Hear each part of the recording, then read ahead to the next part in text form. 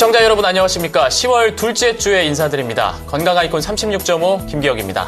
안녕하세요. 홍선혜입니다. 통증의 위치, 어디가 아프면 이런 질환이다. 이런 것도 좀 차이가 있을 것 같은데요. 설명 부탁드릴게요. 네.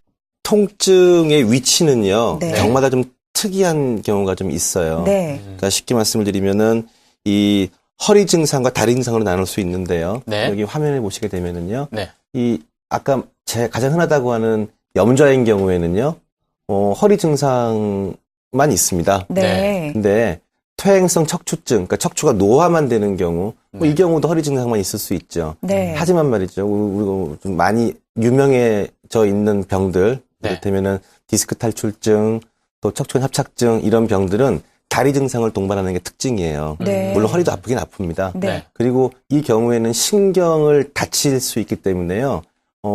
심해진 경우에는 신경마비가 있을 수도 있습니다. 그러면 그렇습니다. 척추관 협착증에 대해서 좀 설명을 해 주시죠. 디스크의 전 단계인가요, 이게? 사람의 신경은요, 네. 이제 머릿속 뇌에서 시작돼가지고, 네. 목과 등, 허리, 여기에 척수신경을 통해가지고 팔, 다리로 이렇게 쭉, 퍼져나가게 되는데요. 네. 또 그럼으로 인해가지고 사람이 팔, 다리, 몸을 자유롭게 움직일 수 있는 거 아니겠습니까? 그렇죠. 근데 척추에서, 신경 통로가 막히게 되면, 그러면은 팔 또는 다리를 자유롭게 못 움직이게 돼서요. 그래서 활동에 지장을 주게 됩니다. 그러면 척추관 협착증의 원인은 네. 지금 질문을 드리고 싶은데 네. 디스크가 일단 1차적인 원인이다. 이렇게 봐도 될까요?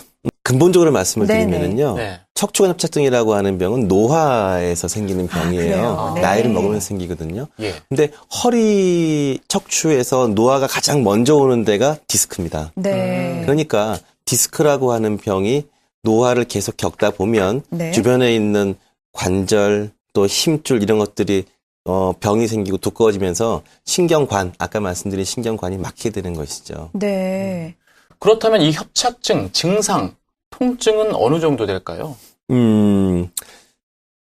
척추 협착증의 초기 증상은 단순하게 허리만 아파요. 요통만 있습니다. 네. 근데 우리가 살다 보면은 허리 아픈 경우가 어디 한두 번이야 말이죠. 그래서 네. 허리 아픈 것만으로 척추 협착증이다라고 판단하기는 상당히 좀 어려운 면이 있습니다. 네.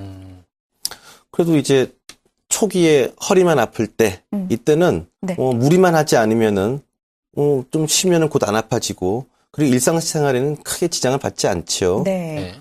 그래서 주변에서 이제 흔히 보듯이 무리하면 허리가 아프고 좀 안정하면은 또 허리가 안 아프고 네. 이런 경우 많죠. 그러면 내가 가지고 있는 병이 디스크인지 아니면 척추관 협착증인지 네. 네. 이 차이가 좀 있을 것 같아요. 차이점 좀 설명해 주시죠. 디스크는 디스크 질환, 디스크 탈출증이라고 하는 그 질환은 이제 항상 아픕니다. 네. 항상 아프긴 하지만 이제 걸으면 더 아프고 또 네. 앉아 있으면 더 심해지고요. 네. 하지만은 척추관 협착증이라고 하는 이 질환은 가만히 있을 때 불편하지가 않아요. 앉아 있을 땐 별로 불편하지가 않거든요. 다만 차이가 되는 것이 이제 서서 걸으면 네. 마비를 동반한 통증을 보이게 되죠. 네. 그래서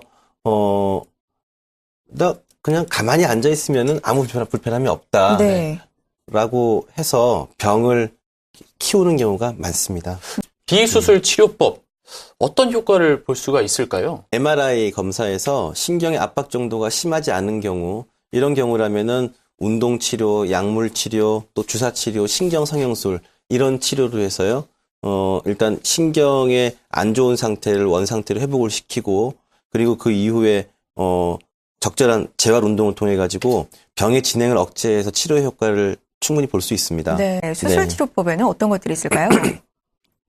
그래서 가장 오래된 수술 방법은 척추의 이 덮개뼈를 드러내 가지고 신경을 풀어주는 것이고요. 수술이 좀 큰 편이죠.